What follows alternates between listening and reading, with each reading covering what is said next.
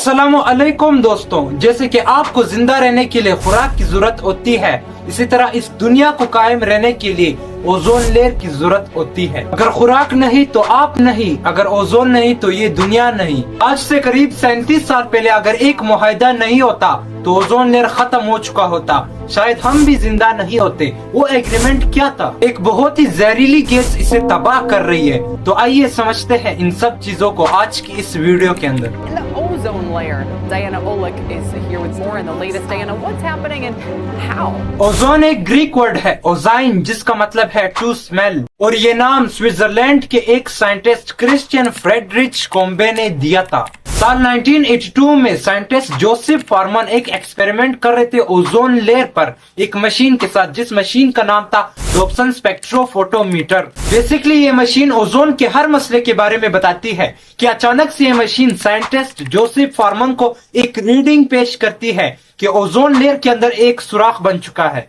ये साइंटिस्ट हैरान रह जाता है और घर चला जाता है। इसको ये लगता है कि मेरी मशीन खराब है। अगले साल 1983 के अंदर वो वापस आता है एक नई मशीन के साथ।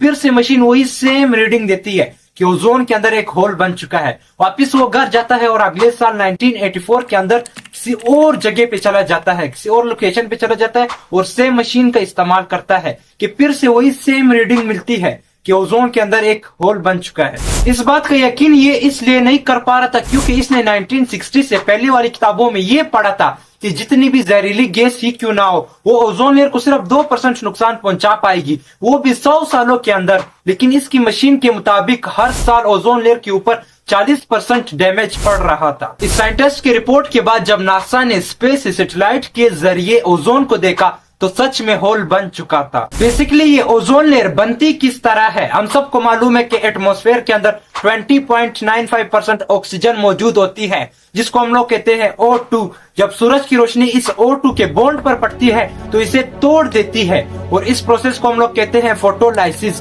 फोटो का मतलब है लाइट और लाइसिस का मतलब है तोड़ना।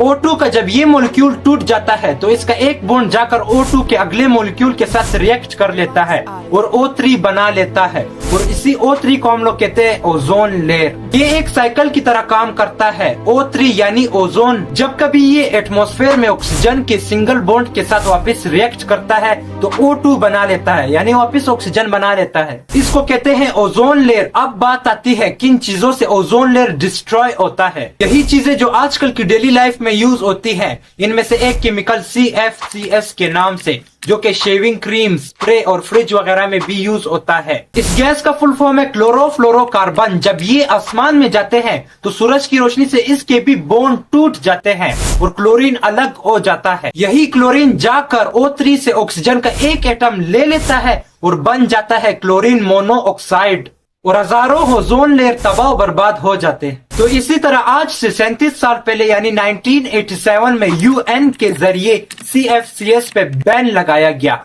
और आज 99% CFCS यूज ही नहीं होती दुनिया में। इसकी जगह HFCS का यूज किया जाता है, जो कि ओजोन लेयर को नुकसान नहीं पहुंचाती। तो घबराने की जरूरत नहीं है, ओजोन लेयर पहले की बनिस्बत हद से ज्यादा ठीक हो चुका है और इस रिपोर्ट के मुताबिक 2040 तक फुल्ली रिकवर कर जाएगा और 2050 तक जो अंटार्कटिका के ऊपर होल बना था वो भी बंद हो जाएगा। तो इस चीज से अभी हम सेफ हैं। मुझे उम्मीद है यू विल अंडरस्टैंड बेटर। तो फिर मिलते हैं किसी और वीडियो में, तब तक के लिए अल्लाह हाफिज़।